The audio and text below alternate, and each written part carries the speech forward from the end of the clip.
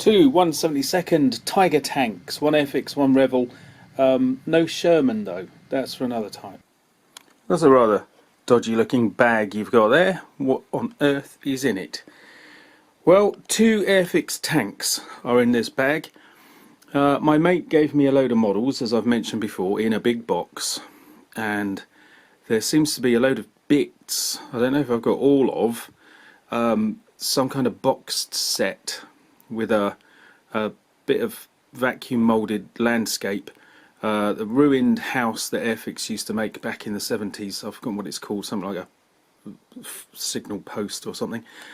Some Airfix paratroops, some Airfix Germans, there's one there, and a Sherman tank versus a Tiger. That's not a very even match, I have to say.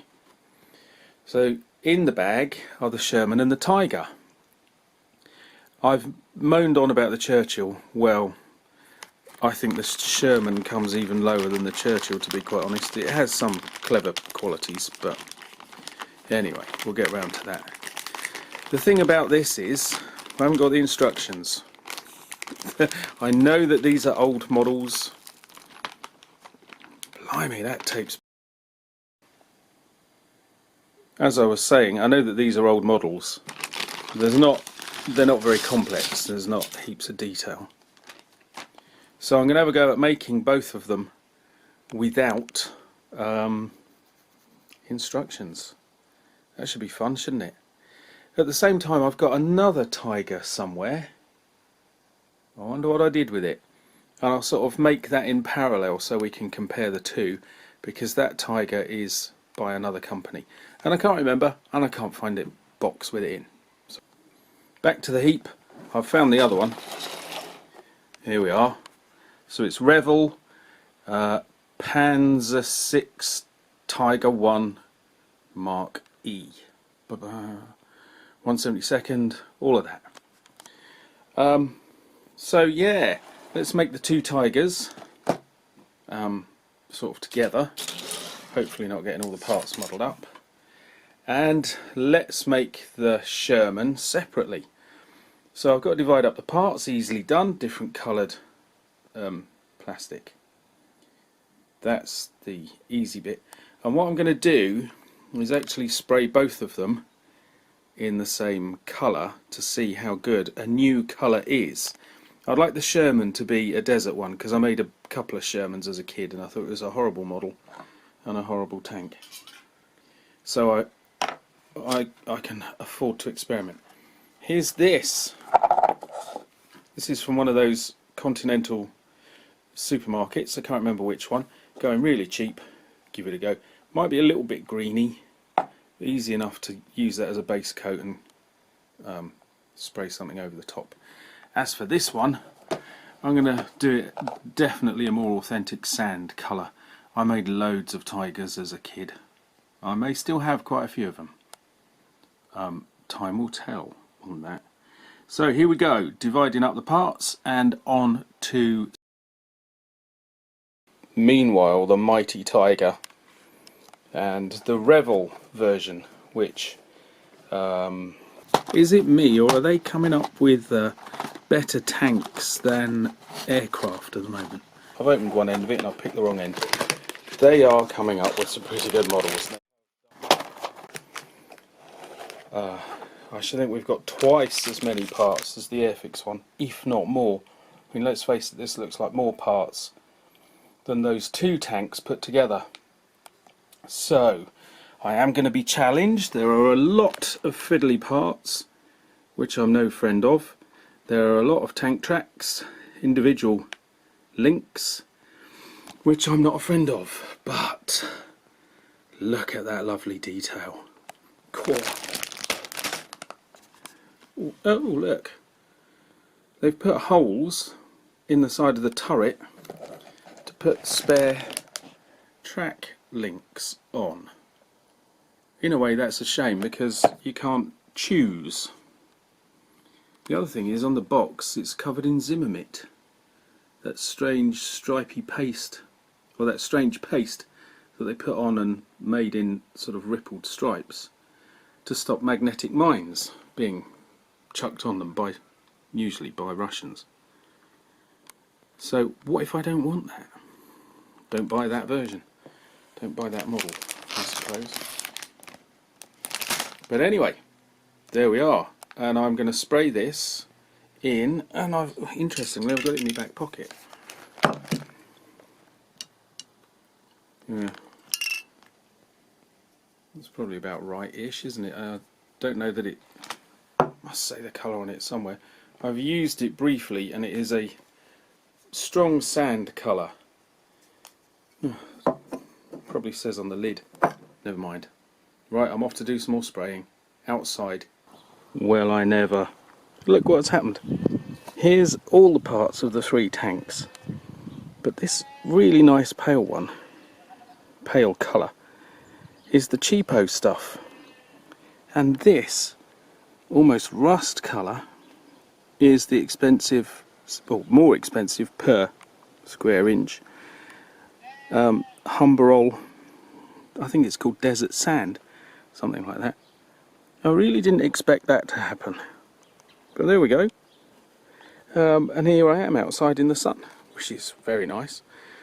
Except there are 2 drawbacks, 2 bits of advice to anybody spraying outside. One is don't open your mouth because it's a bit breezy. It says, you know, spray in a well ventilated area. Well, I thought outside was well ventilated enough, but it blew back and went in my mouth. The other thing is I'm doing the spraying on the underside of the trench vacuum moulded landscape thing, diorama, and it's a bright white plastic and I've gone snowblind. So it'll be a little while before I carry on. As for this intense orange colour, I'll make the tank as it is, and then if I don't like it I'll tone it down with a lower shade of sand. I'll spray that sort of from a distance or lightly, and hopefully that will tone it down. But I am shocked all round.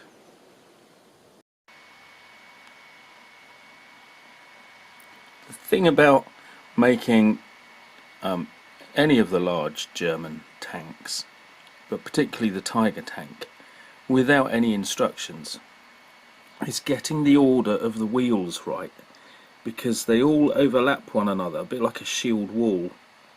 They are interleaved, so getting the right one in the right order, possibly even the right way round, is tough. Thankfully I've got the other Tiger model with the instructions, and it might just help discern which is which. The Revell Tiger. Here we have some very clearly laid out wheels, and most importantly a very instructive instruction sheet. But it turns out the Revell version only has 3 tiers of wheels, as far as I can tell. Don't know if I've done something wrong. The Airfix version is the 4 tier. Slightly wobbly there.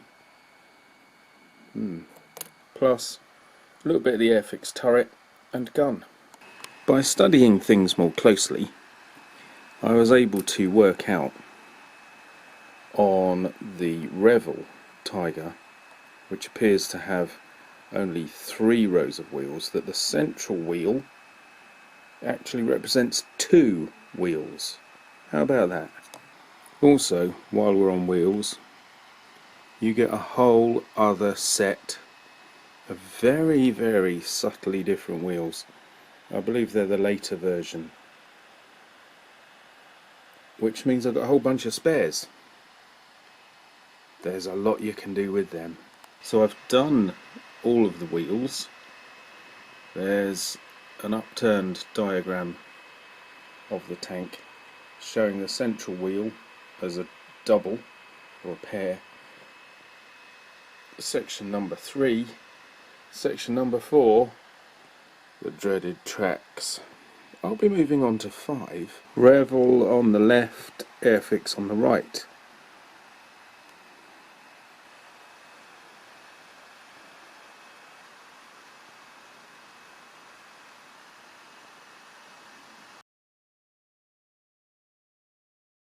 due to my fear of the tracks, I'm doing the whole of this tank in the wrong order. So I've jumped ahead and I'm doing this, the sort of top plates. Only needs that, the sort of engine cover, to be put on so far. Well, there's a comparison of the plates, and there's the front bit with the machine gun put in on the Revell one. That's a view of the Airfix one, and look at the size of the machine gun on the Airfix one, crikey. Never broke off though. It's been quite noticeable that Revell have almost consciously taken a very different approach to Airfix as to how they organise the parts and where they cut the tank up to create those parts. But both have gone for a turret which is made up of two parts. I should have shown these before I glued them together, but you can see from the difference in the paint and the seam that you have these sort of doing that, which doesn't make, I don't know why, fair enough, but if you're trying to be different to Airfix, then that would be a very easy way to do it. Meanwhile, talking about hatches, which we're not, another one of those things that irritates me is the pre-moulded hatch. Why? There are plenty of parts that are far smaller, and all it is prescriptive. It stops you and I doing what we want to do.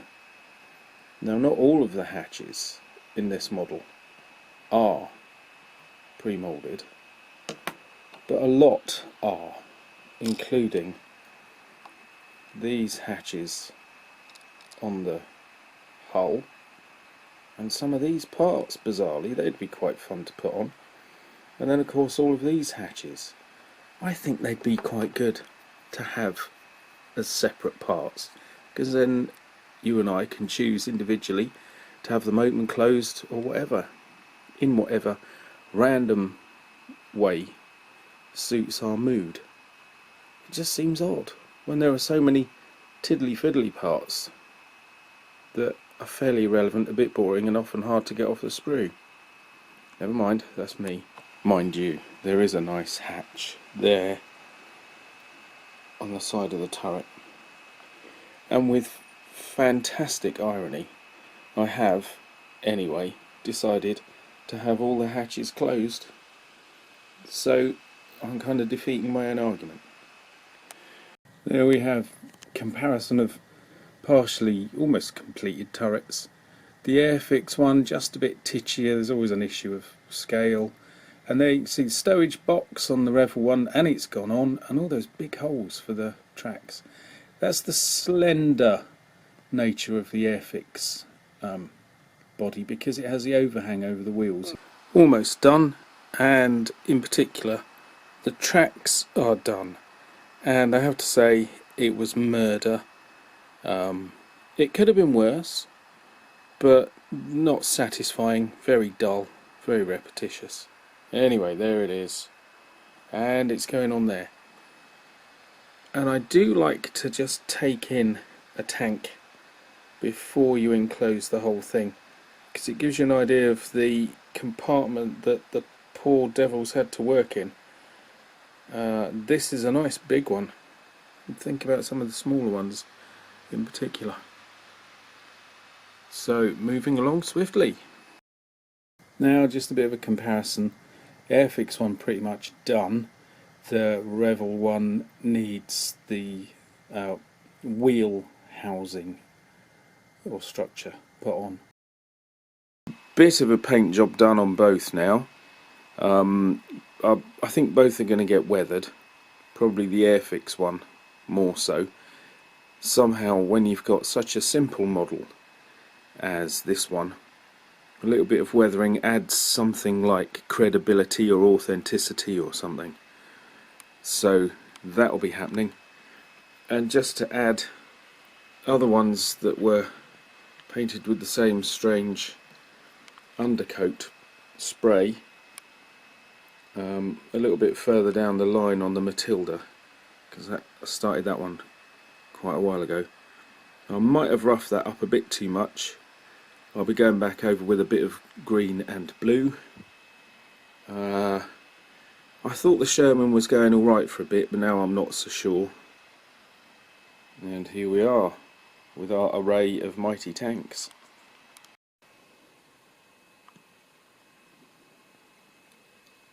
Here's both the Tigers done to certain degrees. They've all got all their parts on and painted up and transfers on. Some weathering to do, I think, for both to a degree. This one, the Revell one, not a lot. I've already put a thin layer of pale sandy coloured paint and a little bit of sort of raw metal. I want this one to look dusty, not muddy. It's gone quite well. There were a few tricky bits. I have to say, one of the weirdest things which I was complaining about earlier are these tracks on the side of the turret. I know that's authentic. There were lots of little holes to locate these on, but nothing about the tracks actually fitted, so I've had to cut things off and just press them on. And I've noticed one of the bits of track has slumped slightly. I might have to pick that off and put it back on. The turret didn't want to fit particularly well, but we've got round that. The tracks, don't look at them, they're messy, and I've just thumped the tank. I need something to move these around with, but it's come out okay. It looks good. It's as good as a sort of 1/35th model in some respects, the level of detail, all of that. So there's that one. Next, not so satisfying, but much more retro and nostalgic, is the Airfix one. Very simple, hasn't even got things like the tools on the top. It didn't have a front light, but there was a spare one in that one, so I've popped one on. It hasn't got the front sort of mud guards, none of that. And I have to say, it's looking old and tired now, poor old thing. Because I got given this one, I didn't get the transfers, so I've taken some. There were 2 sets in the Revell one. Not enough German crosses. Well, here we are, pretty much done. This is as far as I took them. No extra baggage on the Airfix one as yet. We'll save that up for another project. And look, it's only when I looked back at the film, I hadn't done anything with the front plate. Even if I switched the tank over to the other side. I do not know what went on in my head, and I didn't do much with the wheels either. So something very, very peculiar, which is me, I suppose. Very peculiar, seems to sum all that up quite nicely. But in the end, there they are. Both of them look quite good. The Airfix one is simple, it lacks detail. The Revell one, powerful, very, very interesting, full of detail. It looks heavy, and I dare say this is something that Revell have bought up from somebody else.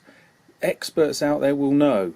Add that to the comments, please. It'd be really interesting to find out. It's only left for me to say thank you for watching, and I hope that one wasn't too painful. A lot of flaws now I look back at it, and I'm going to have to set up a kind of new project which is going back over old models and trying to improve them.